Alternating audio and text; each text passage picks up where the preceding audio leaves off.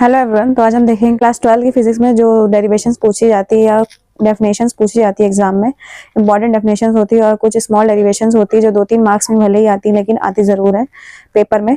तो सबसे पहले क्या है, इसमें एनर्जी डेंसिटी को समझेंगे। एनर्जी डेंसिटी क्या होती है? The electric potential energy stored in a unit volume of a capacitor. मतलब कोई भी कैपेसिटर है उसमें क्या है, अगर एक यूनिट वॉल्यूम है उसमें जो पोटेंशियल एनर्जी स्टोर होगी वो क्या होती है, मेरी एनर्जी डेंसिटी।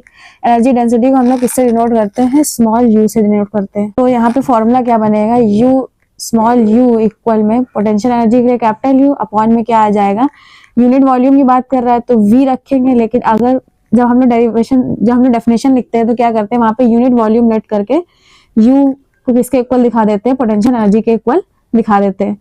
तो ये नॉर्मली क्या हो जाएगा, इसका फॉर्मूला हो जाएगा यहाँ पे। फिर इसके आगे एक डेफिनेशन है, इसमें क्या कह रहा है, पोटेंशियल ग्रेडियंट को बताना है।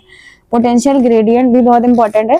इसमें एक रिलेशन पूछा जाता है, electric field intensity and potential difference में जो रिलेशन है वो बताइए, ये भी इंपॉर्टेंट है। डेफिनेशन क्या कहती है, पहले हम लोग फॉर्मूला को समझेंगे उसके बाद ही आगे सॉल्व कर पाएंगे। इसमें क्या कह रहा है, the rate of change of potential with distance. मतलब जो पोटेंशियल में जो चेंज है वो डिस्टेंस के साथ हो रहा है तो उसे क्या बोलते हैं हम लोग, पोटेंशियल ग्रेडियंट बोलते हैं। यहाँ नेगेटिव साइन इसलिए आता है क्योंकि ये क्या होता है, डिस्टेंस के अपोजिट साइड में चेंजमेंट होता है, इसलिए यहाँ पे माइनस का साइन लगा देते हैं। इसे क्या बोलते हैं हम लोग, पोटेंशियल ग्रेडियंट। इसकी यूनिट क्या होती है, पोटेंशियल है, जाहिर सी बात है इसकी यूनिट क्या हो जाएगी, वोल्ट। और डिस्टेंस की जो यूनिट होती है वो क्या होती है, मीटर। इसमें हमें डायमेंशन को लिखना है तो डायमेंशन हम क्या लिखेंगे, ml/t-3 m-1। अब हम जानते हैं जो वोल्टेज के लिए क्या होता है, W अपॉन में Q, और W के लिए क्या होती है, ml/t-2। फिर अपॉन में क्या आ जाता है, A के लिए क्या आ जाएगी, AT आ जाएगी। एक टी से एक टी कैंसिल हो जाएगा, नहीं एक टी से एक टी ऐड हो जाएगा यहाँ पे। Q के लिए क्या आ जाएगी, AT।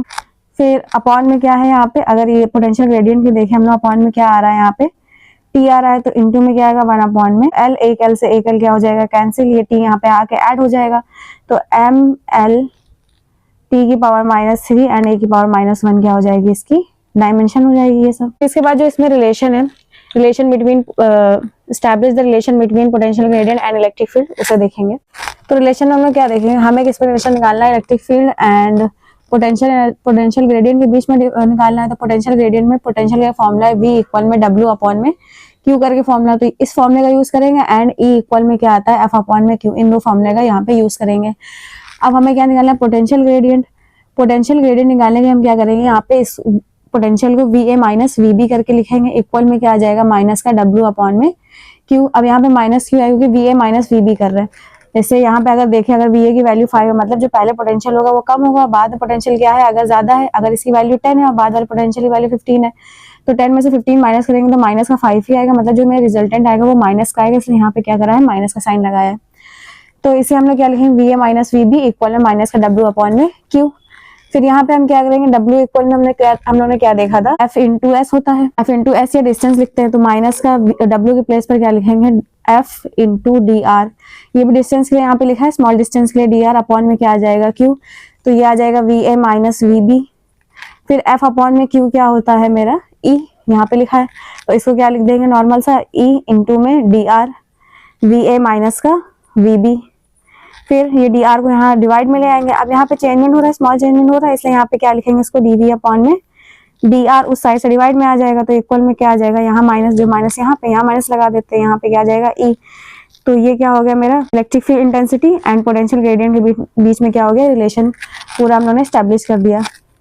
ये इसकी पूरी डेरिवेशन हो गई। इसके बाद एक और इम्पोर्टेंट डेरिवेशन है जिसमें क्या कहता है, हमसे प्रूफ करने को कहता है स्मॉल यू में energy density. Small you energy density equal में क्या होता है, 1 अपॉन में 2 एप्सिलॉन नॉट ई स्क्वायर। ये वाली डेरिवेशन हमको प्रूफ करने को आती है, और अगर आपने अनसॉल्व वगैरह लगाई होगी या क्वेश्चन बैंक वगैरह में देखा होगा तो ये वाली डेरिवेशन बहुत इंपॉर्टेंट है और काफी टाइम पूछी जा चुकी है सेट्स में।